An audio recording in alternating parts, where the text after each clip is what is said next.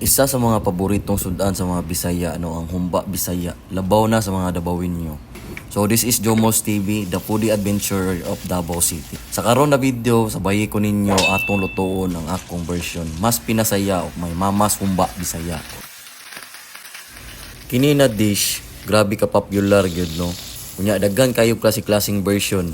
Nay uban magbutang og peanut, mani, nay uban magbutang og ketchup or magbutang sila og pineapple juice ug daghan pa. Unya pinakalamian gyud nako nga humba is ang humba nga tiil. Mao nay pinaka the best para nako.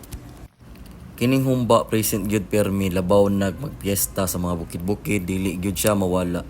Mao kining humba isa gyud ni sa mga paborito nako nya. Nakita na ko ni the way magprepare ako mama ni sa una ba nya. Mas ginapalami pa kay gamit siya og sarsaya oyster sauce.